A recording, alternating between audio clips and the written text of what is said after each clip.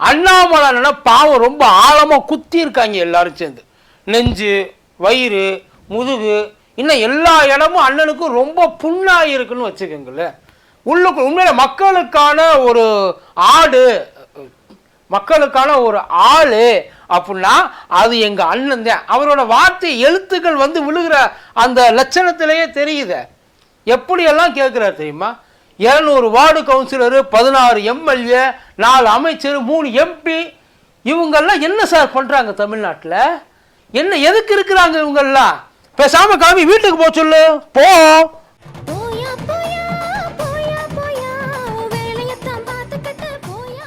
அப்படின்ற மாதிரியே சொல்றாரு. இவங்கெல்லாம் வெள்ளத்துக்கு வேலையா பாக்குறாங்க, வடிகிறதுக்கு. அத்தனையும் வேஷம், பூரா போட்டோ ஷூட் நடத்திக்கிட்டு இருக்காங்க. அத்தனை பேர் சிஎம்ஐயும் சேர்த்து தான் சொல்ற, அவரும் சேர்ந்தாப்புலதான் போட்டோ ஷூட். மற்றபடி வேலையெல்லாம் பார்க்கல, சும்மா பாவலா தான் காட்டிக்கிட்டு இருக்காங்க அப்படின்னு அண்ணன் சொல்றாரு.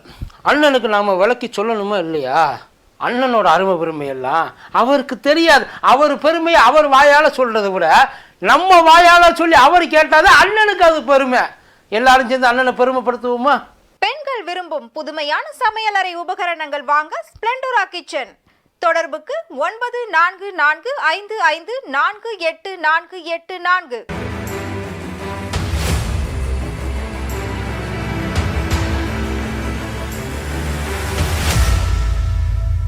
மதுமேல் வணக்கம். இது மதியம் தர்பா. நான் குத்தடி கோப்பி. அண்ணாமலை குமரி குமரி சொன்னதை நாம சுருக்கமா சொல்லணும் அப்படின்னா, ஆட்சியாளர்கள் எல்லாம் அசையவே இல்லை, அதிகாரிகள் தான் உயிரை கொடுத்து களத்தில் இறங்கி வேலை பார்த்தாங்க. இது எப்படி தெரியுமா இருக்கு?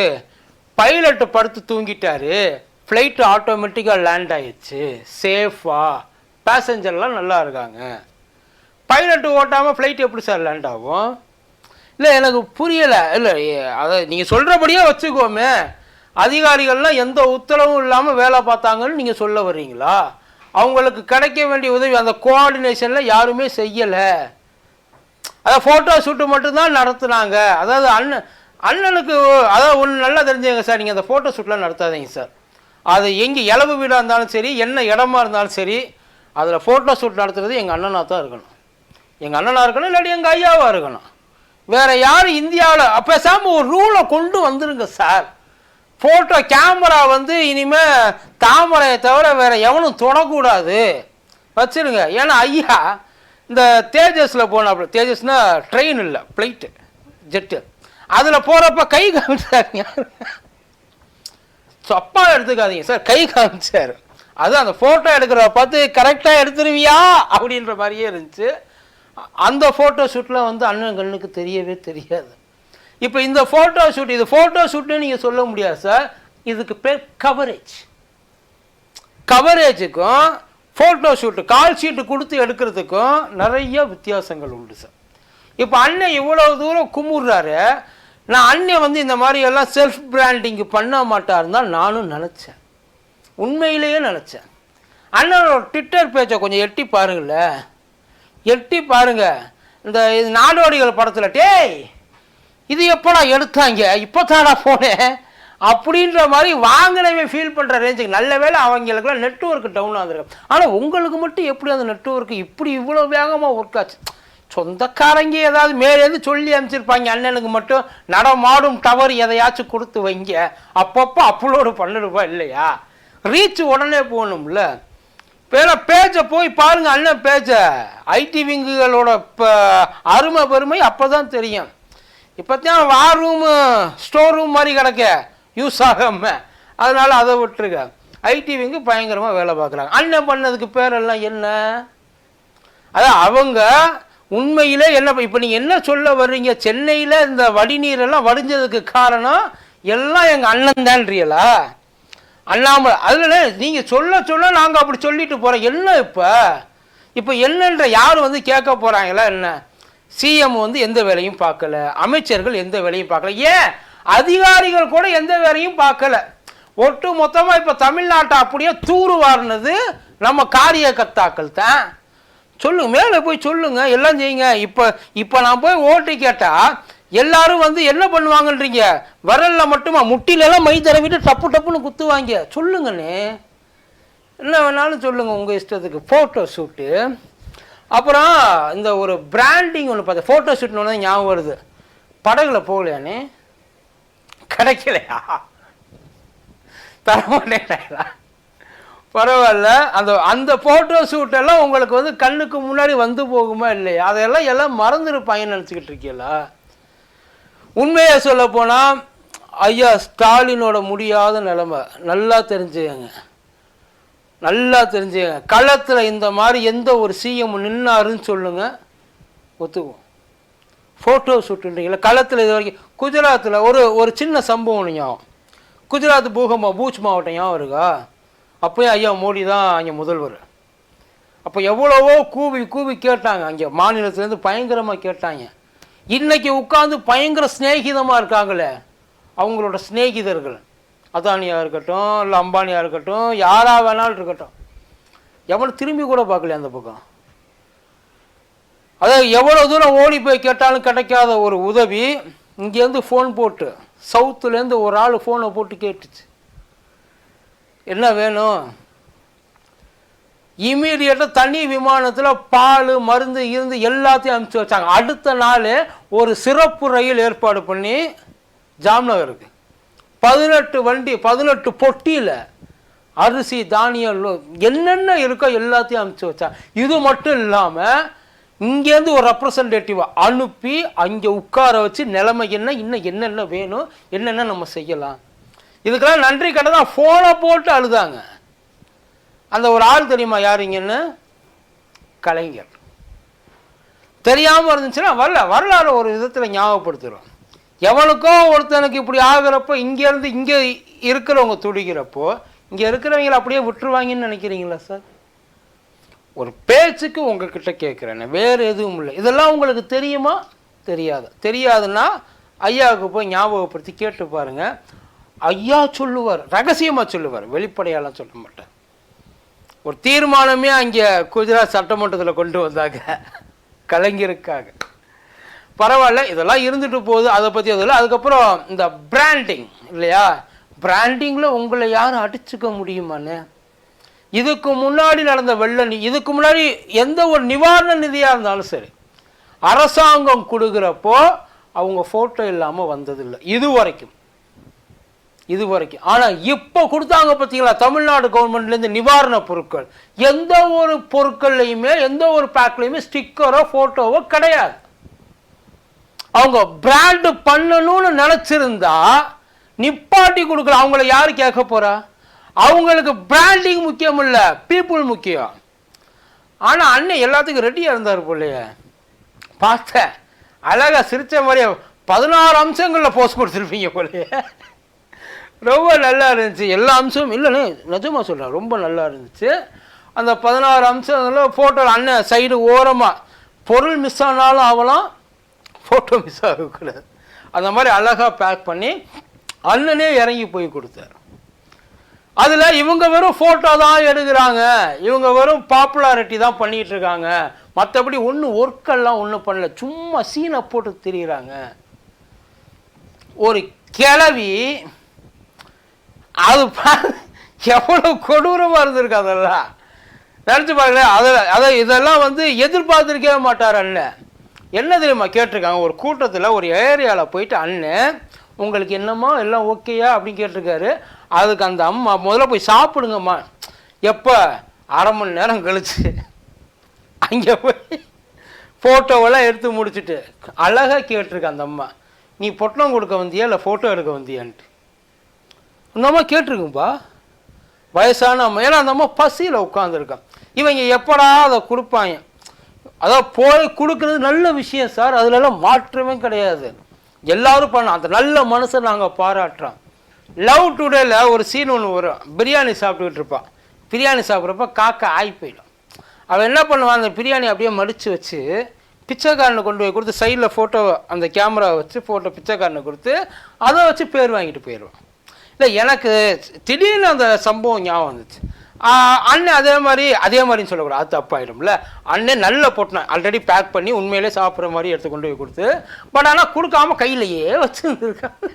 இது எடுத்தாச்சா அது எடுத்தாச்சா, கரெக்டாக ஆங்கிள் ஃபிக்ஸ் ஆகுதா, எல்லாம் ஓகேயா, அந்த அம்மா உன் பொட்டணமும் வேணாம், எனக்கு உன் போட்டோவும் வேணாம், மரியாதையாக போயிடு, எனக்கு சோறே வேண்டாம். உண்மையில அந்த கிழவி அப்படித்தாப்பா சொல்லியிருக்கு, சோறே வேண்டாம். அந்த சீனை பாருங்க. சாப்பிடுங்க, நீங்க ஃபர்ஸ்ட் சாப்பிடுங்க. உங்களுக்காக நம்ம தொண்டர்கள் சாப்பாடு கொண்டு வந்திருக்காங்க. சாப்பிட்டுட்டு இது பரவாயில்ல. அந்த பெரியவர் ஒருத்தர் ஏன் இங்கெல்லாம் அங்கேருந்து தூரத்துலேருந்து டாட்டா காமிச்சிட்டு இருக்க, நானும் உன்னை வழி அனுப்ப வந்தேனா, இல்லை என்னைய நீ வந்து ஒரு வழி அங்கேயே நல்லா இரு, இல்லை இல்லாமல் போ அப்படின்னு சொல்லிட்டு போறியா? அங்கேயே முனையில நின்றுட்டீங்களே சார், கொஞ்சம் வாங்க முன்னாடி. எங்கள் ஏரியாவை எங்கள் கஷ்டத்தை பார்க்க தானே நீங்கள் வந்தீங்க, எங்கள் கஷ்டத்தை ஃபீல் பண்ணுறது தானே நீங்கள் வந்தீங்க, முழுசாக ஃபீல் பண்ணுங்கண்ணே அப்படின்னு சொல்லி உள்ளே இழுத்துருக்காங்க. இதுக்கு இடையில ஒரு மனுஷன் என்ன பண்ணியிருக்காப்புல, நல்லா அழகாக க்யூட்டாக இருக்கார், சூப்பராக தாடி, எனக்கு அந்த தாடி ரொம்ப பிடிச்சிருந்துச்சு. அவர் கிளவியை ஓட்டிட்டு போயிட்டார். இதுக்கு மேலே கிளவி இங்கே இருந்துச்சு, அண்ணனை மொத்தமாக கிழிச்சிடும். அதனால் அண்ணனை காப்பாற்றுறதுக்காக கிளவியை ஒரு ஓரமாக கூட்டிகிட்டு போயிட்டார். வாங்க நான் பார்த்துக்கிறேன். இதில் அண்ணன் வேற அது கூட்டிகிட்டு போகிறது தெரியும், வேமா போடா அந்த கோடு வேடு சாப்பிடுங்க, நீங்கள் முதல்ல சாப்பிடுங்க, நல்லா சாப்பிடுங்க, அந்த கோடு வேடை யூஸ் பண்ணி இன்னமும் மாடா நிற்கிற தூக்கிட்டு போடா கிளவிய.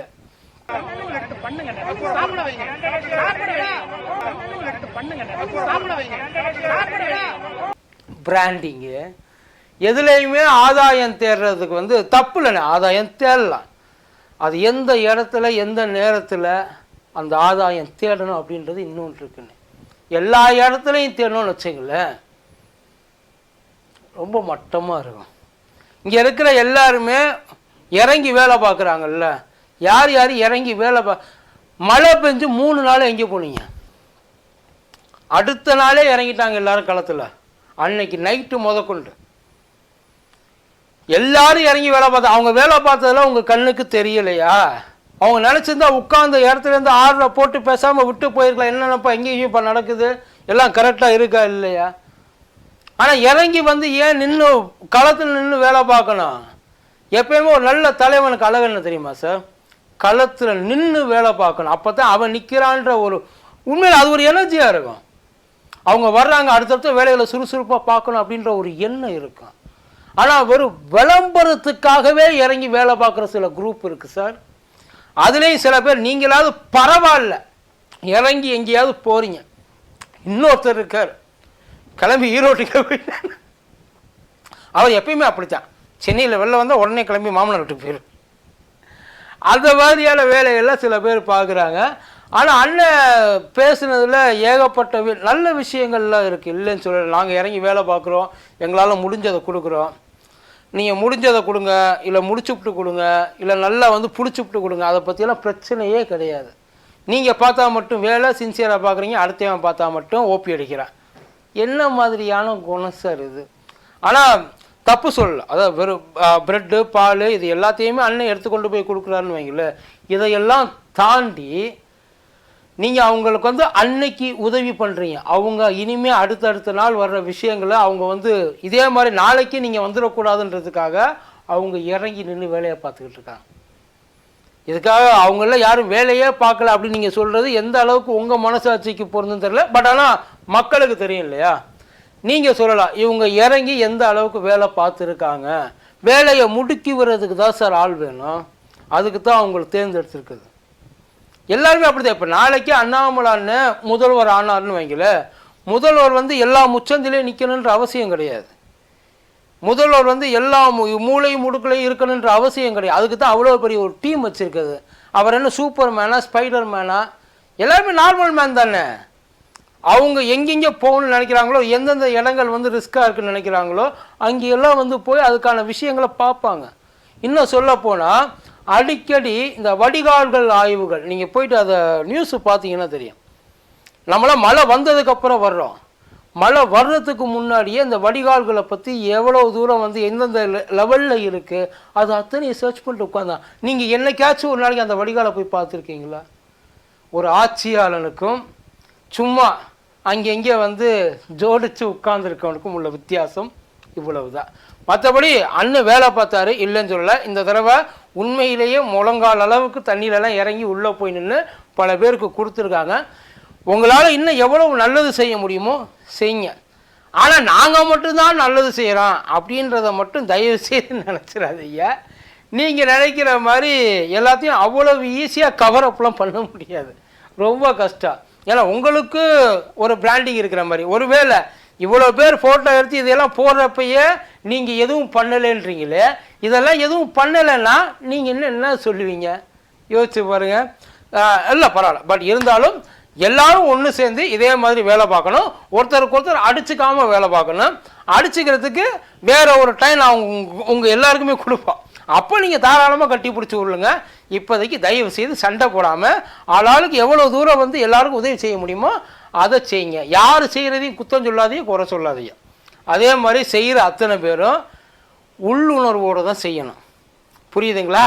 இதை வந்து நான் கொடுக்குறேன், இப்போ நான் உனக்கு ப்ரெட்டு கொடுக்குறேன், நாளைக்கு நீங்கள் எனக்கு ஓட்டு போடணும் அப்படின்ற மாதிரியெல்லாம் அந்த இதில் வந்து ட்ரேடிங்கில் வந்து தயவுசெய்து இறங்கிறாதீங்க. நல்லதுக்கு இல்லை, வாங்கி வச்சுக்குவாங்க, அதுக்கப்புறம் மொத்தமாக கொடுத்துவாங்க.